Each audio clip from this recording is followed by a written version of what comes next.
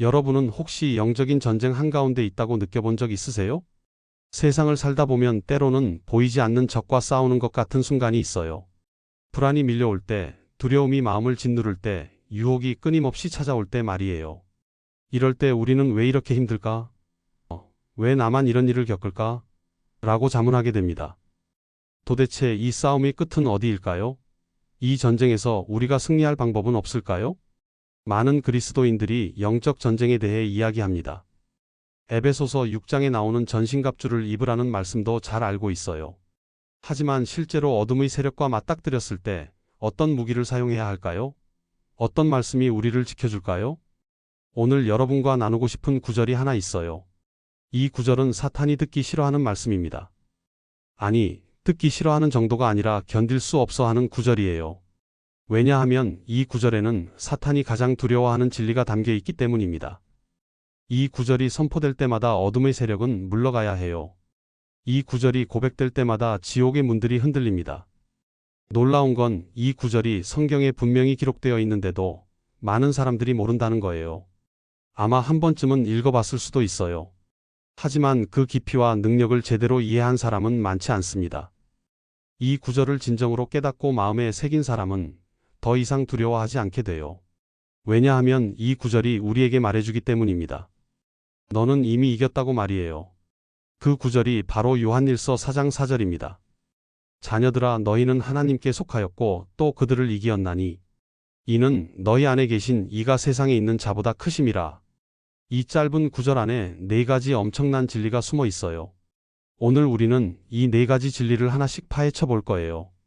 첫째, 너희는 하나님께 속하였고라는 정체성의 진리입니다. 당신이 누구인지를 아는 것, 이것이 영적 전쟁에서 가장 중요한 무기예요.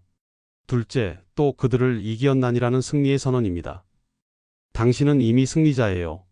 싸워서 이긴 게 아니라 이미 이긴 상태에서 싸우는 거예요. 셋째, 너희 안에 계신 이가라는 내주의 능력입니다. 당신은 혼자가 아니에요. 당신 안에 누가 계신지를 깨달을 때 모든 것이 달라집니다. 넷째, 세상에 있는 자보다 크심이라는 절대적 우월성입니다. 비교 자체가 무의미해요. 하나님은 사탄보다 조금 더 강한 게 아니라 차원이 다른 존재이십니다. 이 네 가지 진리를 하나씩 깊이 들여다보면서 우리는 왜 사탄이 이 구절을 듣기 싫어하는지 알게 될 거예요. 그리고 우리 자신도 변화될 거예요. 두려움에서 담대함으로, 패배에서 승리로, 절망에서 희망으로 말이에요. 준비되셨나요? 그렇다면 함께 시작해 볼까요? 마음을 활짝 열고 이 말씀이 당신의 영혼 깊은 곳까지 스며들게 하세요. 이 구절은 당신의 삶을 완전히 바꿔놓을 거예요. 첫 번째 진리는 정체성에 관한 것입니다.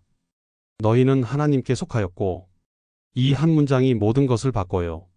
당신이 누구인지, 누구에게 속해 있는지를 아는 것. 이것이 바로 영적 전쟁에서 가장 강력한 무기입니다. 사탄이 가장 먼저 공격하는 것도 바로 이 정체성이에요. 너는 하나님의 자녀가 아니야. 너는 너무 더러워. 너는 자격이 없어라고 속삭이죠. 하지만 기억하세요. 당신은 하나님께 속한 자녀입니다. 요셉을 기억하시나요? 야곱의 12아들 중 11번째 아들이었던 요셉. 그는 아버지의 사랑을 듬뿍 받으며 자랐어요. 형들이 시기할 정도로 특별한 대우를 받았죠. 화려한 채색 옷을 입고 꿈을 꾸면서 미래를 기대했던 소년이었습니다. 그런데 어느 날 갑자기 요셉의 인생이 바뀌어요. 형들의 시기와 질투는 결국 폭력으로 이어졌습니다. 그들은 요셉을 구덩이에 던졌어요. 깊고 어두운 구덩이 속에서 요셉은 무엇을 생각했을까요? 나는 아버지의 사랑받는 아들인데, 나는 특별한 꿈을 꾼 사람인데. 하지만 현실은 냉혹했어요. 형들은 그를 노예 상인들에게 팔아버렸습니다. 이집트로 끌려간 요셉. 이제 그의 정체성은 무엇이 되었을까요? 노예예요. 아무것도 아닌 사람. 권리도 없고 자유도 없고 미래도 없는 사람. 매일 아침 일어날 때마다 그는 자신에게 물었을 거예요. 나는 누구인가? 보디발의 집에서 충성스럽게 일했지만 그것도 잠시뿐이었어요. 보디발의 아내가 그를 거짓으로 고소했을 때 요셉은 감옥에 갇히게 됩니다. 구덩이에서 노예로, 노예에서 죄수로.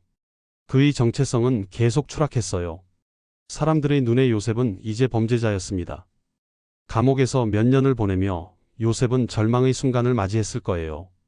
희망이 보이지 않았어요. 석방될 가능성도 없었죠. 이런 상황에서 자신의 정체성을 지킨다는 것은 얼마나 어려운 일일까요? 그런데 놀라운 일이 일어나요. 요셉은 절망 속에서도 자신의 정체성을 잃지 않았어요. 왜냐하면 그는 알았기 때문입니다. 나는 하나님께 속한 사람이다라는 사실을 말이에요. 노예라는 신분도 죄수라는 꼬리표도 그의 본질을 바꿀 수 없었어요. 사람들이 그를 어떻게 부르든 그는 하나님의 자녀였습니다. 창세기 39장 9절에서 요셉이 보디발의 아내에게 한 말을 보세요. 내가 어찌 이 큰 악을 행하여 하나님께 죄를 지으리이까. 주목하세요. 요셉은 주인에게 죄를 짓겠느냐고 하지 않았어요. 하나님께 죄를 짓겠느냐고 했습니다. 그는 노예였지만 자신을 하나님께 속한 사람으로 정의했어요. 이것이 바로 정체성의 능력입니다. 결국 요셉은 감옥에서 나와 이집트의 총리가 됩니다. 그의 정체성이 상황을 바꾼 거예요. 아니, 더 정확히 말하면 상황이 그의 정체성을 따라잡은 겁니다.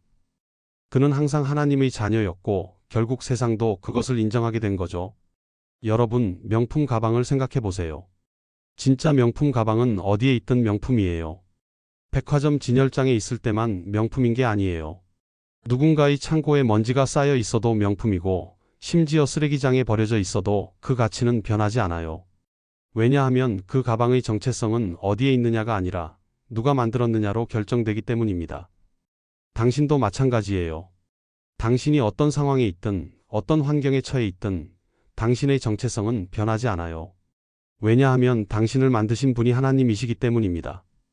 당신은 하나님께 속한 사람이에요. 이것이 당신의 본질이고 이것이 당신의 진짜 정체성입니다. 다니엘의 이야기도 살펴볼까요? 다니엘은 유다의 귀족 가문 출신이었어요. 왕족의 혈통을 가진 소년이었죠. 그런데 바벨론이 예루살렘을 침공했을 때 그는 포로로 끌려갑니다. 그의 정체성이 흔들리는 순간이었어요. 이제 그는 정복당한 나라의 포로일 뿐이었습니다. 바벨론 왕 느부갓네살은 포로 중에서 재능 있는 소년들을 선발했어요. 그들을 바벨론 사람으로 만들기 위해서였죠. 바벨론의 학문을 가르치고 바벨론의 음식을 먹이고 심지어 바벨론식 이름까지 지어줬어요. 다니엘의 이름은 벨드사살로 바뀌었습니다. 생각해보세요. 이름이 바뀐다는 것은 정체성이 바뀐다는 의미예요. 바벨론은 다니엘을 완전히 새로운 사람으로 만들려고 했습니다. 히브리인이 아닌 바벨론인으로 하나님의 백성이 아닌 느부갓네살의 신하로 말이에요. 하지만 다니엘은 굴복하지 않았어요. 다니엘 1장 8절에 이런 말씀이 있어요. 다니엘은 뜻을 정하여 왕의 음식과 그가 마시는 포도주로 자기를 더럽히지 아니하리라 하고, 뜻을 정하여라는 표현을 주목하세요. 다니엘은 결심했어요. 나는 하나님께 속한 사람이다. 내 이름이 바뀌어도 내 환경이 바뀌어도 내 정체성은 변하지 않는다고 말이에요. 그는 왕궁의 음식을 거부했습니다. 바벨론의 신들에게 바쳐진 음식을 먹으면 자신의 정체성이 훼손된다고 생각했기 때문이에요. 대신 채소와 물을 달라고 요청했죠. 이것은 단순히 식단의 문제가 아니었어요. 정체성의 싸움이었습니다. 결과가 어땠을까요?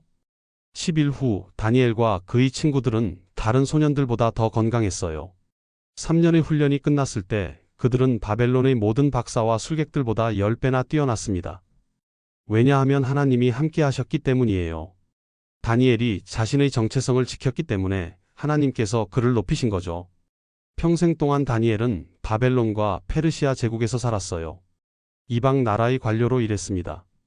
하지만 그는 결코 자신의 정체성을 잃지 않았어요. 80대가 넘은 나이에도 그는 하루 3번 예루살렘을 향해 기도했습니다. 사자굴에 던져지는 위험을 무릅쓰고서라도 말이에요. 왜 그럴 수 있었을까요? 그는 알았기 때문입니다. 나는 하나님께 속한 사람이다라는 사실을요. 나침반을 생각해 보세요. 나침반은 어디를 가든 북쪽을 가리켜요. 배가 폭풍 속에서 흔들려도 산속에서 길을 잃어도 어둠 속에서 헤매도 나침반은 변함없이 북쪽을 가리킵니다. 왜냐하면 나침반의 본질은 자기장에 반응하는 것이고 그것은 환경과 상관없이 작동하기 때문이에요. 당신의 정체성도 마찬가지예요. 당신이 어떤 상황에 있든 당신의 마음은 하나님을 향해야 해요. 왜냐하면 당신은 하나님께 속한 사람이기 때문입니다. 세상이 당신을 어떻게 부르든 환경이 어떻게 바뀌든 당신의 정체성은 변하지 않아요. 당신은 하나님의 자녀입니다. 혹시 지금 자신의 정체성에 대해 혼란스러우신가요? 실패했다고 해서 당신이 실패자가 되는 건 아니에요. 상처받았다고 해서 당신이 상처 그 자체가 되는 건 아닙니다. 사람들이 당신을 무시한다고 해서 당신의 가치가 사라지는 것도 아니에요. 당신은 하나님께 속한 사람입니다. 이것을 기억하세요. 이것을 마음에 새기세요. 이것을 매일 고백하세요. 나는 하나님께 속한 사람이다. 이 고백이 당신의 하루를 바꿀 거예요. 이 고백이 당신의 인생을 바꿀 겁니다. 오늘날 우리는 어떤 상황에서 정체성을 잃어버릴까요? 직장에서 해고당했을 때 나는 쓸모없는 사람이야 라고 생각하지 마세요. 당신은 하나님께 속한 사람이에요. 관계에서 거절당했을 때 나는 사랑받을 가치가 없어 라고 말하지 마세요. 당신은 하나님의 자녀예요. 시험에 떨어졌을 때 나는 능력 없는 사람이야 라고 절망하지 마세요. 당신의 가치는 성적으로 결정되지 않아요. 사업이 실패했을 때 나는 패배자야 라고 낙심하지 마세요. 당신은 하나님께 속한 승리자예요. 기억하십시오. 사탄이 가장 먼저 공격하는 것이 바로 당신의 정체성이에요. 너는 하나님의 자녀가 아니야. 너는 자격이 없어. 너는 너무 더러워라고 속삭입니다. 하지만 이것은 거짓말이에요. 성경은 분명히 말합니다. 너희는 하나님께 속하였고 이 진리를 붙잡으세요. 이 진리를 선포하세요. 이것이 바로 첫 번째 무기입니다. 두 번째 진리는 승리에 관한 것입니다. 또 그들을 이기었나니 이 말씀이 얼마나 놀라운지 아세요? 이길 것이다가 아니에요. 이기었나니예요. 과거형입니다. 이미 이긴 거예요. 아직 싸우지도 않았는데 이미 승리했다는 거죠. 이것이 바로 그리스도인의 싸움이에요. 우리는 승리를 얻기 위해 싸우는 게 아니라 이미 얻은 승리를 선포하며 싸웁니다. 예수님께서 십자가에서 이미 모든 것을 이루셨기 때문이에요. 기드온을 기억하시나요? 사사기 시대 이스라엘은 미디안의 압제를 받고 있었어요. 매년 추수 때가 되면 미디안 사람들이 메뚜기 떼처럼 몰려와서 곡식을 다 빼앗아 갔습니다. 이스라엘 백성은 산속 동굴에 숨어 살아야 했어요. 희망이 없었습니다. 기드온은 그런 시대에 살았어요. 그는 약한 지파의 가장 보잘것없는 집안 출신이었습니다. 어느 날 그는 포도주 틀에서 몰래 밀을 타작하고 있었어요. 미디안 사람들에게 들키지 않으려고 숨어서 일한 거죠. 그런데 갑자기 천사가 나타나요. 천사는 기드온에게 뭐라고 말했을까요? 큰 용사여라고 불렀어요. 기드온은 깜짝 놀랐을 거예요. 나를 용사라고? 나는 지금 숨어서 밀을 타작하는 겁쟁이인데? 천사는 계속해서 말합니다. 가서 이스라엘을 미디안의 손에서 구원하라. 기드온은 믿을 수 없었어요. 제가 어떻게 이스라엘을 구원하겠습니까? 보십시오. 나의 집은 므낫세 중에 극히 약하고 나는 내 아버지의 집에서 가장 작은 자니이다. 하지만 하나님은 이미 결정하셨어요. 기드온은 승리자예요. 아직 싸우지도 않았지만 이미 이긴 거죠. 기드온이 군대를 모았을 때 32,000명이 모였어요.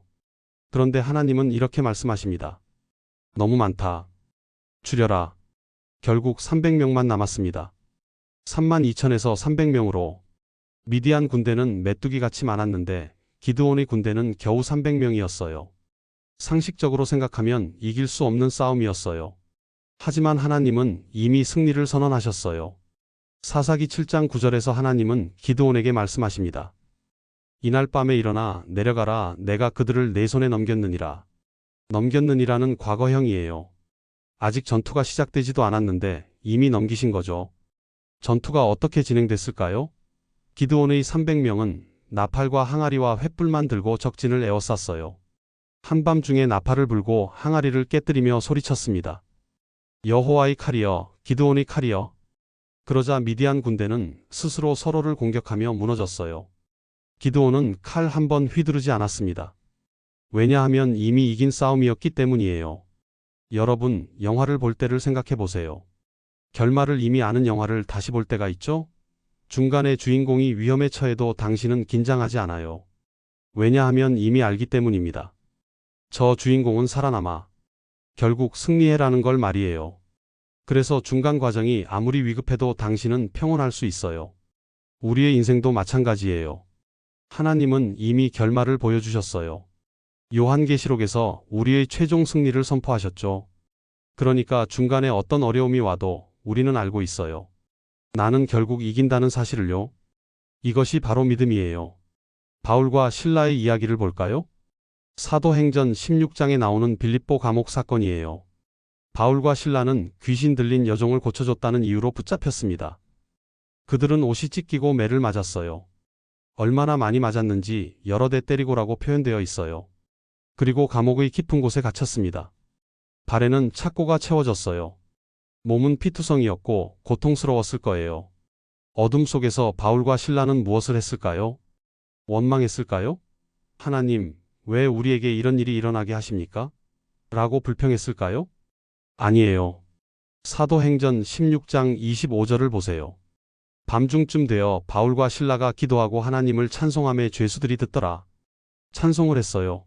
감옥에서 발에 착고가 채워진 채로 온몸이 고통스러운 상태에서 찬송을 했습니다. 왜 그럴 수 있었을까요? 그들은 알았기 때문입니다. 우리는 이미 이겼다는 사실을요. 상황은 절망적이었어요. 하지만 그들의 마음은 승리로 가득했습니다. 왜냐하면 승리는 상황으로 결정되는 게 아니라 하나님의 말씀으로 결정되기 때문이에요. 하나님이 함께 하시면 이미 이긴 거예요. 그들이 찬송할 때 무슨 일이 일어났나요? 갑자기 큰 지진이 일어났어요. 감옥 문이 다 열리고 모든 사람의 착고가 벗겨졌습니다. 물리적인 족쇄가 풀린 거예요. 하지만 더 놀라운 일이 일어났어요. 간수의 영혼이 구원받았습니다. 영적인 족쇄가 풀린 거죠. 간수는 바울에게 물었어요. 선생들이여, 내가 어떻게 하여야 구원을 받으리이까? 바울은 대답했습니다. 주 예수를 믿으라, 그리하면 너와 네 집이 구원을 받으리라. 그날 밤 간수와 그의 온 가족이 구원받았어요. 바울과 실라는 감옥에 갇혔지만 결국 더 많은 영혼을 구원했습니다. 이것이 바로 승리예요. 체스를 생각해 보세요.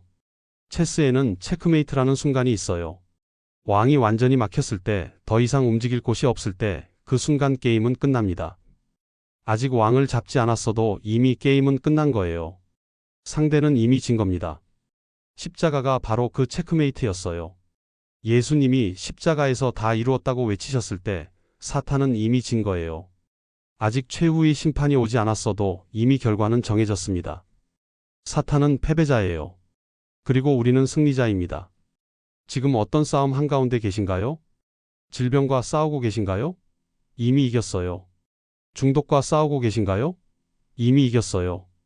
두려움과 싸우고 계신가요? 이미 이겼습니다. 상황이 어떻든, 감정이 어떻든 당신은 이미 승리자예요. 왜냐하면 예수님께서 이미 이기셨기 때문입니다. 당신은 그분과 함께 승리한 거예요. 이 진리를 어떻게 적용할까요? 암 진단을 받았을 때 나는 이미 이겼다고 선포하세요. 치유가 즉시 오지 않아도 당신의 영혼은 이미 승리했어요. 사업이 어려움에 처했을 때 나는 이미 이겼다고 고백하세요. 하나님께서 길을 여실 거예요. 관계가 깨졌을 때 나는 이미 이겼다고 믿으세요. 하나님께서 회복하시거나 더 좋은 것을 주실 거예요. 기억하세요. 사탄은 당신이 패배자라고 속삭여요. 너는 이길 수 없어. 너는 너무 약해. 상황이 너무 나빠라고 말합니다. 하지만 이것은 거짓말이에요. 성경은 분명히 말합니다. 또 그들을 이기었나니 당신은 이미 승리자예요. 이 진리를 붙잡으세요. 이 진리를 선포하세요. 이것이 바로 두 번째 무기입니다. 세 번째 진리는 내주에 관한 것입니다. 너희 안에 계신 이가, 당신 안에 누가 계신지 아세요? 하나님이세요. 성령님이 당신 안에 거하십니다. 당신은 혼자가 아니에요. 당신이 숨 쉬는 순간마다, 생각하는 순간마다, 살아가는 순간마다 하나님이 함께 하세요. 이것이 얼마나 놀라운 진리인지 아십니까? 우주를 창조하신 하나님, 시간과 공간을 초월하신 하나님, 전능하신 하나님이 당신 안에 계셔요. 이것이 바로 그리스도인의 능력이에요. 모세를 기억하시나요? 그는 애굽 왕자로 자랐지만 살인을 저지른 후 광야로 도망쳤어요. 40년 동안 양을 치며 살았습니다. 한때는 왕자였지만 이제는 초라한 목자가 된 거죠. 어느 날 모세는 떨기나무 불꽃을 봐요. 타지 않는 떨기나무였습니다. 거기서 하나님의 음성이 들렸어요. 내가 너를 바로에게 보내어 내 백성 이스라엘 자손을 애굽에서 인도하여 내게 하리라. 모세는 깜짝 놀랐어요. 내가 누구이기에 바로에게 가며 이스라엘 자손을 애굽에서 인도하여 내리이다? 합리적인 질문이었어요. 모세는 자신을 돌아봤을 거예요. 80세의 노인, 40년간 양이나 치던 사람 말도 더듬는 사람. 도대체 내가 무슨 능력으로 이스라엘을 구원하겠는가? 하나님은 뭐라고 대답하셨을까요? 출애굽기 3장 12절을 보세요. 내가 반드시 너와 함께 있으리라. 주목하세요. 하나님은 모세의 능력을 말씀하지 않으셨어요. 모세가 얼마나 훌륭한 사람인지, 얼마나 준비된 사람인지 말씀하지 않으셨습니다. 대신 이렇게 말씀하셨어요. 내가 함께 있으리라. 이것이 전부예요. 하나님이 함께 하시면 충분해요. 모세는 여전히 두려웠어요. 그들이 내게 묻기를 그의 이름이 무엇이냐 하리니 내가 무엇이라고 그들에게 말하리이다. 하나님은 대답하셨습니다. 나는 스스로 있는 자니라. 출애굽기 3장 14절. 이 이름이 의미하는 게 뭘까요? 하나님은 자존하시는 분이에요. 아무것도 필요 없으세요. 그분 자체로 완전하십니다. 그리고 그분이 모세와 함께 하신다는 거예요. 결국 모세는 애굽으로 갔어요. 바로 앞에 섰습니다. 10가지 재앙을 행했어요. 홍해를 가르고 이스라엘을 인도했습니다. 40년간 광야에서 백성을 이끌었어요. 모세가 그럴 수 있었던 이유가 뭘까요? 그가 특별해서가 아니에요. 하나님이 그와 함께 하셨기 때문입니다. 신명기 34장 10절은 이렇게 기록해요. 그 후에는 이스라엘의 모세와 같은 선지자가 일어나지 못하였나니 모세는 여호와께서 대면하여 아시던 자요. 대면하여 아시던 자라는 표현을 보세요. 모세는 하나님과 얼굴을 마주하고 교제했어요. 하나님이 그 안에 거하셨던 거죠. 여러분, 스마트폰을 생각해 보세요.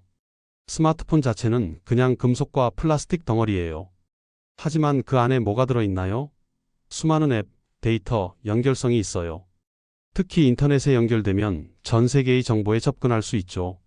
작은 기기지만 그 안에 담긴 능력은 무한합니다. 당신도 마찬가지예요. 당신 자체로는 약할 수 있어요.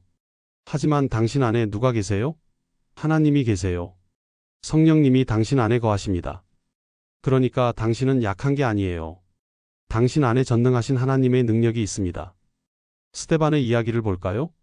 사도행전 6장에 나오는 초대교회의 집사예요. 그는 은혜와 권능이 충만하여 큰 기사와 표적을 민간에 행하는 사람이었어요. 사도행전 6장 8절. 유대인들이 스데반과 변론했지만 이길 수 없었어요. 왜냐하면 그가 지혜와 성령으로 말함을 그들이 능히 당하지 못하기 때문이었습니다. 사도행전 6장 10절. 스데반이 원래 말을 잘하는 사람이었을까요? 특별한 훈련을 받았을까요? 아니에요. 그는 평범한 사람이었어요. 하지만 그 안에 성령님이 계셨습니다. 결국 유대인들은 스데반을 잡아서 사내들인 공회로 끌고 갔어요. 거짓 증인들을 세워서 고발했습니다. 이 사람이 거룩한 곳과 율법을 거슬러 말한다고 했죠. 죽음의 위협 앞에서 스데반은 어땠을까요? 두려워했을까요? 사도행전 6장 15절을 보세요. 공회 중에 앉은 사람들이 다 스데반을 주목하여 보니 그 얼굴이 천사의 얼굴과 같더라. 천사의 얼굴이었대요. 죽음을 앞둔 사람의 얼굴이 아니었어요. 평안과 영광이 그의 얼굴에 빛났습니다. 왜냐하면 그 안에 하나님이 계셨기 때문이에요. 스데반은 긴 설교를 했어요. 이스라엘의 역사를 말하고 예수님이 메시아임을 증거했습니다. 사람들은 분노했어요. 이를 갈며 스데반을 해치려 했죠. 그런데 그 순간 놀라운 일이 일어나요. 사도행전 7장 55절부터 56절을 보세요. 스데반이 성령 충만하여 하늘을 우러러 주목하여 하나님의 영광과 및 예수께서 하나님 우편에 서신 것을 보고 말하되 보라 하늘이 열리고 인자가 하나님 우편에 서신 것을 보노라. 스데반은 하늘이 열린 것을 봤어요.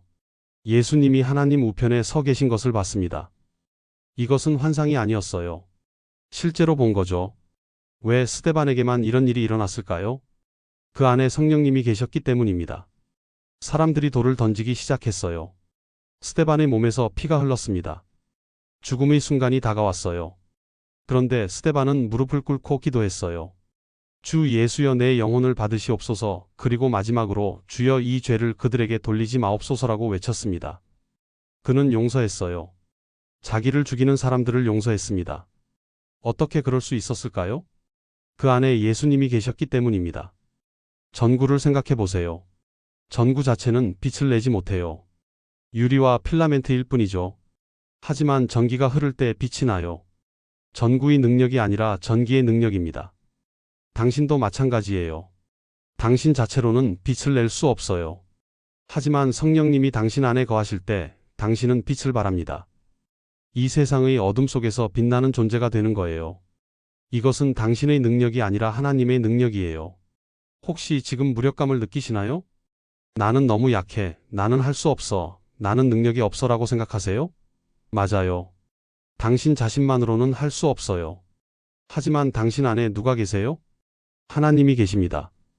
이것을 기억하세요. 당신이 약할 때 하나님이 강하세요. 고린도후서 12장 9절에서 하나님은 말씀하십니다. 내 은혜가 내게 족하도다. 이는 내 능력이 약한 데서 온전하여짐이라. 당신의 약함은 문제가 아니에요. 오히려 하나님의 능력이 나타날 기회입니다. 이 진리를 어떻게 적용할까요? 어려운 대화를 앞두고 있나요? 주님, 당신이 내 안에 계시니 지혜로운 말을 하게 하소서라고 기도하세요. 힘든 결정을 내려야 하나요? 주님, 당신이 내 안에 계시니 올바른 선택을 하게 하소서라고 구하세요. 불가능해 보이는 일을 해야 하나요? 주님, 당신이 내 안에 계시니 이 일을 이루게 하소서라고 신뢰하세요.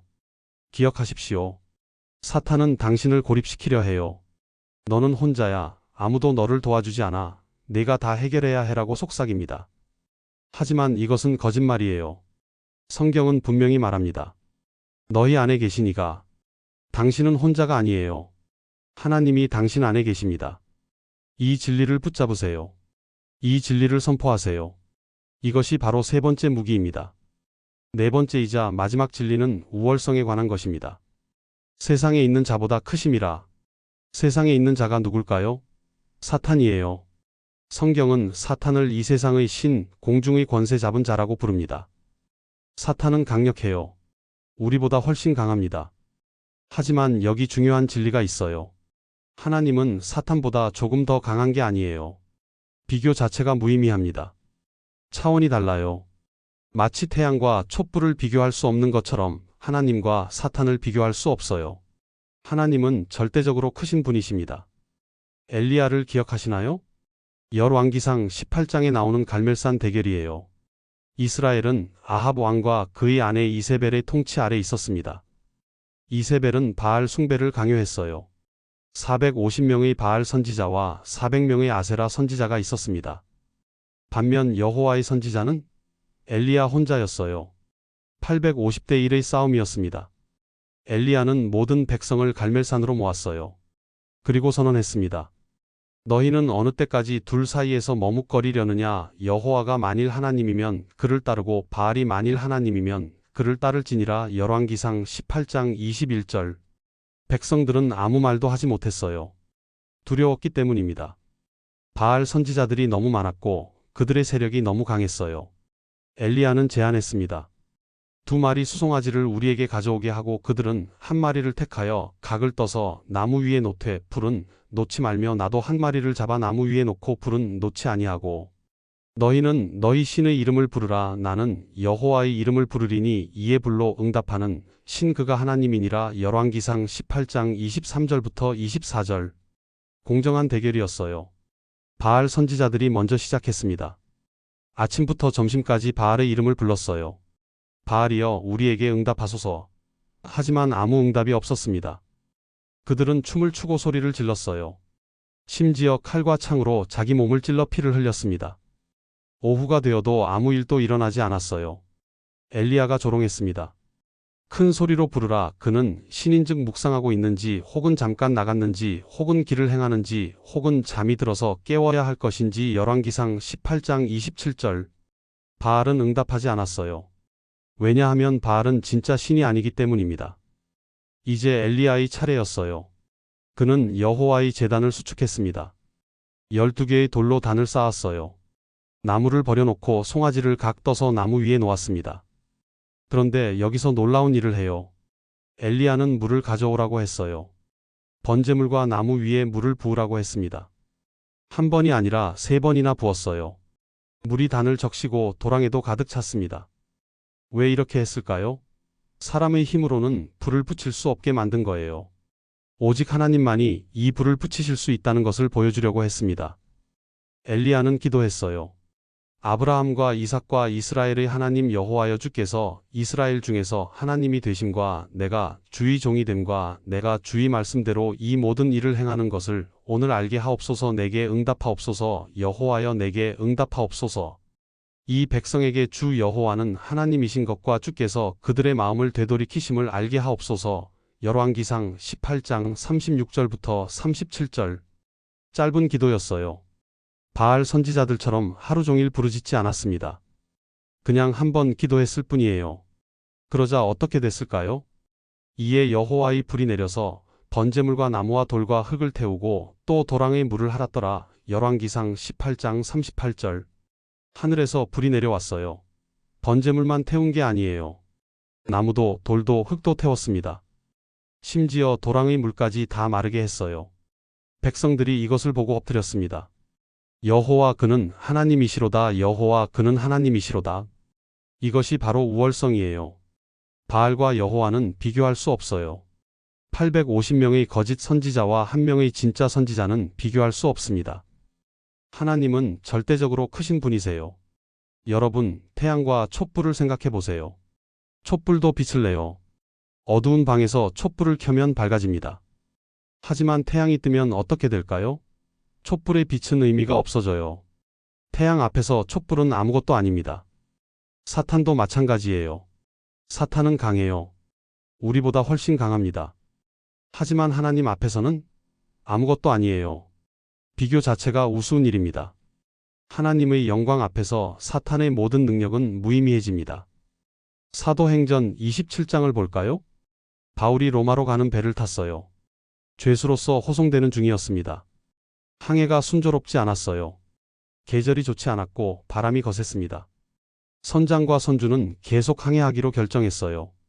바울이 경고했지만 듣지 않았습니다. 여러분이여, 내가 보니 이번 항해가 하물과 배만 아니라 우리 생명에도 타격과 많은 손해를 끼치리라 하되. 사도행전 27장 10절. 하지만 그들은 바울의 말을 무시했어요. 배가 항해를 계속하자 유라굴로라는 광풍을 만났습니다. 엄청난 폭풍이었어요. 배는 파도에 휩쓸렸고 통제할 수 없었습니다. 사람들은 짐을 바다에 던졌어요. 심지어 배의 기구들까지 버렸습니다.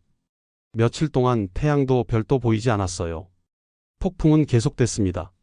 사람들은 절망했어요. 이제 살아날 가망이 없다고 생각했습니다. 276명의 사람이 배에 타고 있었어요. 그들 모두 죽음의 공포 속에 있었습니다. 그런데 바울이 일어섰어요.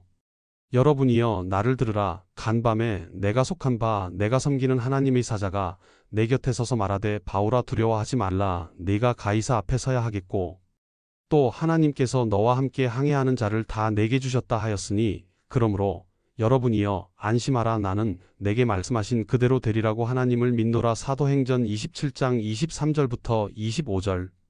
바울은 확신했어요. 한 사람도 죽지 않을 것이다. 폭풍은 계속됐어요. 상황은 더 악화됐습니다. 14일째 되는 밤, 배는 암초에 걸려 부서지기 시작했어요. 군인들은 죄수들을 죽이려고 했습니다. 도망갈까봐 두려웠기 때문이에요. 하지만 백부장이 바울을 구하고 싶어서 군인들을 막았습니다. 마침내 배가 완전히 부서졌어요. 사람들은 판자나 배의 부서진 조각을 붙잡고 헤엄쳤습니다. 그리고 결과는 마침내 사람들이 다 상륙하여 구원을 얻으니라. 사도행전 27장 44절. 276명 전원이 살았어요. 유라굴로 광풍도 하나님을 이길 수 없었습니다. 폭풍이 아무리 세도, 파도가 아무리 높아도 하나님이 살리겠다고 하시면 살아요. 이것이 바로 하나님의 우월성입니다. 바다와 파도를 생각해 보세요. 파도는 강력해요. 거대한 파도는 배를 뒤집을 수 있고 건물을 무너뜨릴 수 있습니다. 하지만 파도도 바다의 일부일 뿐이에요. 바다가 파도를 만들고 바다가 파도를 잠잠케 합니다. 하나님이 바로 그 바다와 같아요. 사탄이 아무리 큰 파도를 일으켜도 하나님은 그것을 잠잠케 하실 수 있어요. 시편 89장 9절은 말합니다. 주께서 바다의 파도를 다스리시며 그 파도가 일어날 때에 잔잔하게 하시나이다. 하나님은 모든 것을 다스리시는 분이에요. 혹시 지금 두려움에 사로잡혀 있나요? 사탄이 너무 강해 보이나요? 세상의 악이 너무 거대해 보이나요? 문제가 해결 불가능해 보이나요? 잠깐 시각을 바꿔보세요. 당신 안에 계신 분이 누구신가요? 하나님이세요. 세상에 있는 자보다 크신 분이 당신 안에 계십니다. 그렇다면 무엇을 두려워하겠어요? 이 진리를 어떻게 적용할까요? 직장에서 불의한 세력이 강해 보일 때 기억하세요. 하나님이 더 크십니다. 가정에서 문제가 산더미처럼 쌓였을 때 기억하세요. 하나님이 더 크십니다. 영적 전쟁이 치열할 때 기억하세요. 하나님이 더 크십니다. 질병이 무섭게 느껴질 때 기억하세요. 하나님이 더 크십니다. 기억하십시오. 사탄은 자신을 크게 보이게 만들어요. 나는 강하다, 너는 나를 이길 수 없다, 나는 무적이다라고 위협합니다. 하지만 이것은 거짓말이에요. 성경은 분명히 말합니다. 세상에 있는 자보다 크심이라. 하나님은 사탄보다 절대적으로 크십니다. 비교 자체가 무의미해요. 이 진리를 붙잡으세요. 이 진리를 선포하세요. 이것이 바로 네 번째이자 마지막 무기입니다. 이제 우리는 네 가지 진리를 다 살펴봤어요. 다시 한번 요한일서 4장 4절을 읽어볼까요? 자녀들아, 너희는 하나님께 속하였고 또 그들을 이기었나니 이는 너희 안에 계신 이가 세상에 있는 자보다 크심이라. 이 한 구절 안에 얼마나 엄청난 능력이 담겨 있는지 이제 아시겠죠? 첫째, 너희는 하나님께 속하였고 이것이 당신의 정체성이에요. 실패해도 넘어져도 상처받아도 당신은 하나님의 자녀입니다. 이것이 당신의 본질이고 이것은 결코 변하지 않아요. 요셉처럼 다니엘처럼 우리도 어떤 상황에서든 이 정체성을 지켜야 합니다. 둘째, 또 그들을 이기었나니 이것이 당신의 현실이에요. 당신은 이미 승리자입니다. 예수님께서 십자가에서 이미 모든 것을 이루셨기 때문이에요. 기드온처럼 바울과 신라처럼 우리도 이미 이긴 싸움을 싸우는 겁니다. 결과는 정해져 있어요. 셋째, 너희 안에 계신 이가 이것이 당신의 능력이에요. 당신은 혼자가 아닙니다. 하나님이 당신 안에 거하세요. 모세처럼 스데반처럼 우리 안에 성령님이 계십니다. 이것이 우리가 불가능을 가능케 하는 이유예요. 넷째, 세상에 있는 자보다 크심이라. 이것이 당신의 확신이에요. 하나님은 사탄보다 절대적으로 크십니다. 엘리야처럼 바울처럼 우리도 이 진리를 확신할 수 있어요. 어떤 폭풍도 어떤 적도 하나님을 이길 수 없습니다. 정체성 나는 하나님께 속했다. 승리 나는 이미 이겼다. 내주 하나님이 내 안에 계시다. 우월성 하나님은 모든 것보다 크시다. 이제 여러분 자신에게 물어보세요. 나는 진정으로 내 정체성을 알고 있는가? 상황이 나를 정의하게 내버려 두지는 않는가? 나는 이미 승리자임을 믿고 있는가? 아니면 여전히 패배의식에 사로잡혀 있는가? 나는 내 안에 하나님이 계심을 인식하고 있는가? 아니면 내 힘으로만 살아가려고 하는가? 나는 하나님이 모든 것보다 크심을 확신하는가? 아니면 여전히 두려움에 떨고 있는가?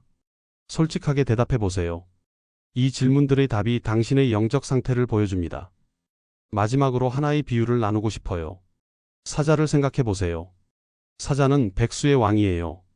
강력하고 위험 있고 두려움이 없습니다. 어린 사자 새끼도 사자예요. 아직 어리고 약하고 배울 게 많지만 그 DNA는 사자의 DNA입니다. 시간이 지나면 그 새끼도 백수의 왕이 될 거예요. 당신도 마찬가지예요. 당신은 하나님의 자녀예요. 아직 약할 수 있어요. 아직 성장 중일 수 있습니다. 하지만 당신의 영적 DNA는 하나님의 DNA예요. 당신 안에 왕의 피가 흐릅니다. 당신은 왕의 자녀입니다. 사탄은 이것을 알아요. 그래서 두려워해요. 사탄은 당신이 자신의 정체성을 깨닫는 것을 가장 두려워합니다. 당신이 이미 이겼다는 사실을 아는 것을 두려워해요. 당신 안에 하나님이 계심을 인식하는 것을 두려워합니다. 하나님이 절대적으로 크심을 확신하는 것을 두려워해요. 그래서 사탄은 요한일서 4장 4절을 듣기 싫어하는 거예요. 이 구절이 선포될 때마다 어둠의 세력은 물러가야 합니다. 이 구절이 고백될 때마다 지옥의 문들이 흔들려요. 이 구절이 믿어질 때마다 승리가 당신의 것이 됩니다. 이제 함께 고백해 볼까요?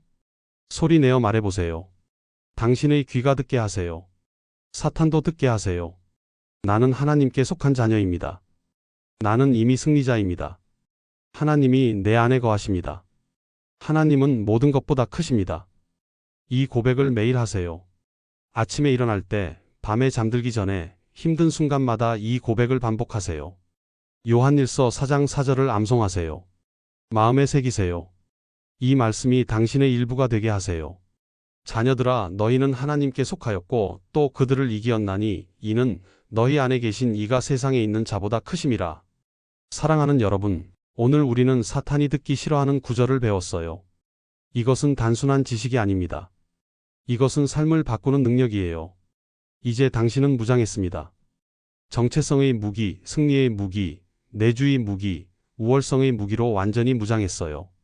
사탄이 어떤 거짓말을 속삭이든 당신은 진리로 대응할 수 있습니다. 두려워하지 마세요. 당신은 하나님께 속했어요. 낙심하지 마세요. 당신은 이미 이겼습니다. 혼자라고 느끼지 마세요. 하나님이 당신 안에 계세요. 압도당하지 마세요. 하나님은 모든 것보다 크십니다. 이 진리들이 당신의 삶을 완전히 바꿀 거예요. 당신은 더 이상 예전과 같지 않을 겁니다. 당신은 이제 자신이 누구인지 알아요. 당신은 하나님의 자녀, 승리자, 하나님의 전사입니다. 나가서 담대하게 살아가세요. 이 세상은 당신을 기다리고 있어요. 당신 안에 계신 하나님의 영광을 드러내세요. 어둠 속에서 빛을 비추세요. 절망 속에서 희망을 선포하세요. 하나님이 여러분과 함께 하십니다. 아멘.